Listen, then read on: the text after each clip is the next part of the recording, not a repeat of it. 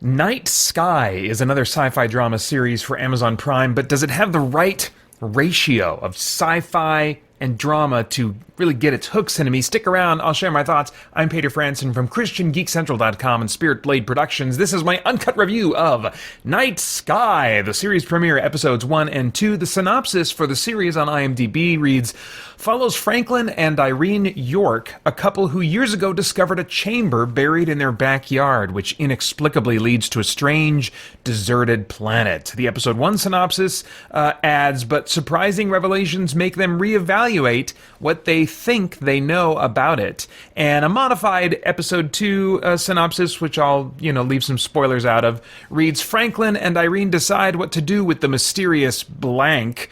Single mother Stella grapples with revealing a family secret to teenage daughter Tony. All right, so what's the basic vibe of this thing? What, in general, type of story is this? It's seemingly a similar story philosophy to Outer Range, which premiered on Amazon not very long ago, a few weeks ago. In other words, lots of grounded human drama that's the main meat of the experience, but having a backdrop of sci-fi as some of the key linchpin elements for the series that really the plot ultimately hangs on, even if it's not front and center the whole time.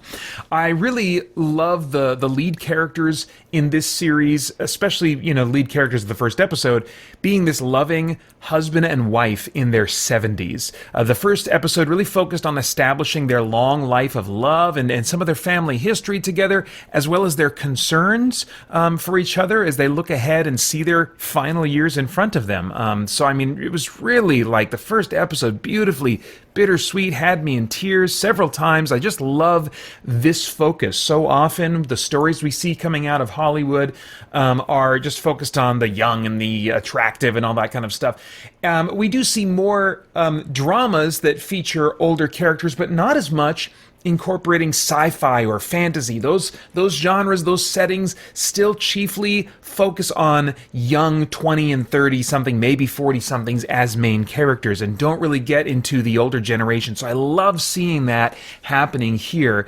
They're not a perfect couple. They are unquestionably committed to each other and to their marriage, but they don't communicate perfectly and even keep things from each other with good intentions. I think that last phrase, with good intentions, is what makes it still work for me. If they were behaving like this dysfunctional couple from the CW, in their 20s or something, at the age that they're at, and for as long as they've been married, I'd be like, what? This is weird, But the fact that they have these breaks in their communication that come out of not really real deep human depravity, but just out of good intentions and unwise choices that are motivated by some good things, makes it relatable and something I can still be on board with and follow along with, even though it's providing tension in their relationship. The sadness of mortality and the degeneration of body and mind are both given focus in episode 1, and I was moved by the sweet and funny moments as well that they share in the midst of contemplating and dealing with some of those approaching heavy realities. The main tension seems to be that Irene wants to pursue things related to this chamber buried in their backyard that Franklin doesn't want to pursue. And so that's where they're not on the same page. And Irene sees her very purpose and even her significance and value connected to pursuing something deeper she wants to pursue with this chamber.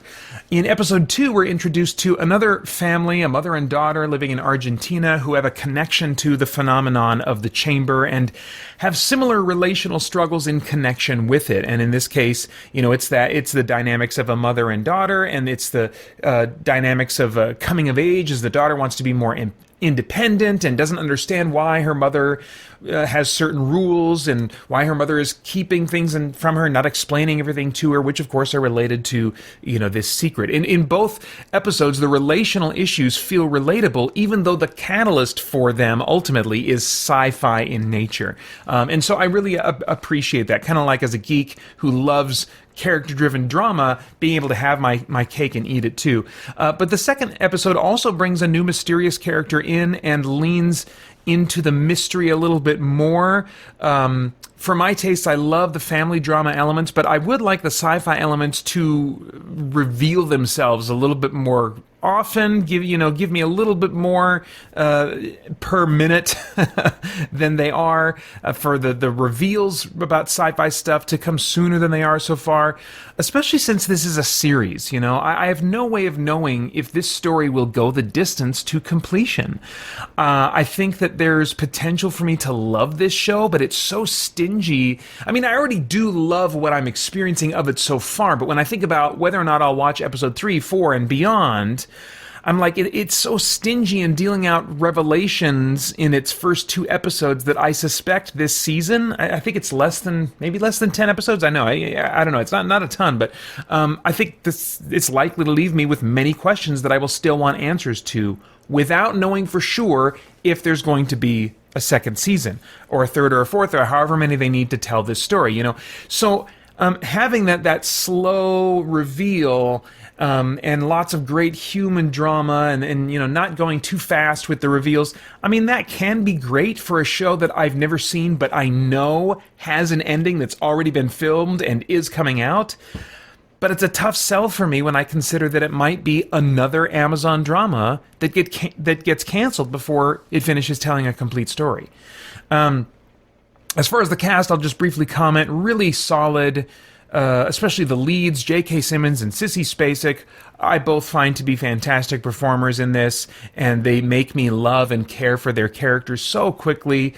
Just love their performances and what they bring here. In fact, I was a little bit sad, even though I found the other character stories interesting, I was a little bit sad and a little less interested when it zooms out and focuses on another family in the second episode. It's like, okay, I understand, maybe we're going to introduce this ensemble cast, but I really hope that once they, the first 3 episodes are done, that really it gives the lion's share of the time to this older couple. The rest of the cast are less known to me, but still interesting performers and characters, including Adam Bartley, who plays this nosy neighbor named Byron, who seems completely unaware of his own insecurity and how he rubs other people the wrong way. I think some interesting problems are probably going to develop in connection with that character. As far as stunts and visuals, I mean, it's not that kind of show.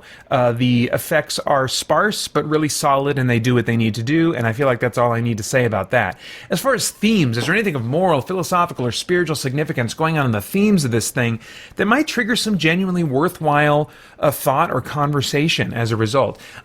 Purpose seems to be a major theme here, and being special. Irene and Byron, the nosy neighbor, in different ways are both seeking activities and roles in life that will set them apart from others. Irene tells a woman that, she says, there's this amazing thing that I have experienced in life, and she says, I am special. I'm the most special person you'll ever meet. And that kind of stabbed me a little bit because she's such a sweet woman and has some, seemingly really great values in her life, at least as I see in her commitment to her husband and other things. But to hear that she's chasing after being special, was kind of sad for me to see. And Byron is seeking office in this community that he's just moved to before he really develops good relationships with people. And it's clear from the way his wife reacts to this idea of him running for city council that, she thinks that this is not a good idea, and he's burned bridges in the past from wherever they moved from. We don't know much about his background, but it's just clear that this is a guy who rubs people the wrong way and is oblivious to that fact and is really seeking out being special and set apart, Stella, the Argentinian mother, her story as it relates to possibly this theme is a little bit different. I want to see how it plays out a little bit more. She sees herself having, and her family having, this role as guardians of this secret.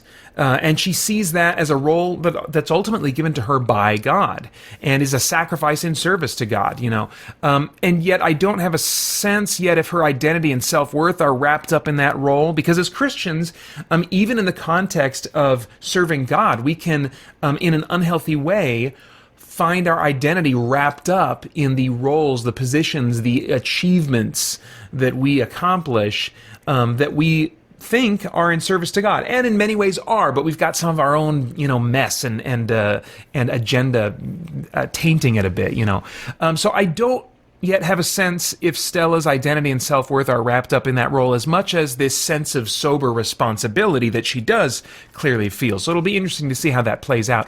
I wonder what the writers will ultimately say, if anything, about these issues of individual purpose, significance, and value that they are certainly playing with at the very least. Fiction typically attaches significance, identity, and value to our actions, the things we do, the things that we achieve. That is in contrast to what the Bible teaches about our value being determined by God himself, who, for ultimate reasons that are his own, I can't wait to ask him and try to understand this, but for his own reasons, loves us enough to live, suffer, and die as a human. Why in the world? Anyway, so that we could enjoy unobstructed relationship and purpose with him forever. Now, as for his ultimate motives for that, I do not understand, but that certainly is greater grounds for significance and value for humans than anything else that we could do or be on our own merits and efforts. It's identity and value and purpose that's not centered on us and our attributes, but centered on God and on his love for every one of us. So, going to be interesting to see what this series does. But am I going to stick around long enough to find out? Well, I have no idea what your tastes are in TV shows, but if I were a time traveler, I'd go back in time and say, Peter, skip this one for now. Man, it could really be the kind of show that you'll love and maybe even watch with your wife Holly, but you have been strung along with shows in the past that you love only to see them get canceled before the story is finished. And that just taints your memories of the time you spent watching every episode. So check back on this show in 3 years, see how it's doing then. Maybe give it a try if it looks like it will definitely go the distance and be able to tell the complete story that it intends to tell. This one's rated 13 plus, I guess they call it, for alcohol use, violence, smoking, and foul language. And those are all my thoughts for now on Night Sky, episodes 1 and 2. I would love to get your thoughts and reactions in the comments below. Please like, share, subscribe, and click that bell to stay connected. I want to thank the Spirit Blade Insiders for making so much of my content possible. You can get info about the benefits of joining, which right now includes, even at the $1 tier, a new audio drama that I just put out, From Beyond, an adaptation of the H.P. Lovecraft classic horror story. So that's available for all patrons right now, $1 and higher, along with a bunch of other not free stuff, but like benefits and whatever majigger. I'm selling this horribly. Patreon.com/Spiritblade Productions is where you want to go for more information. Then I hope you'll check out, just follow your script, Peter. Check out our podcast, stay connected to all CGC content over at christiangeekcentral.com as we continue to geek out and seek the truth. Summer insanity. Liberate. But I'm a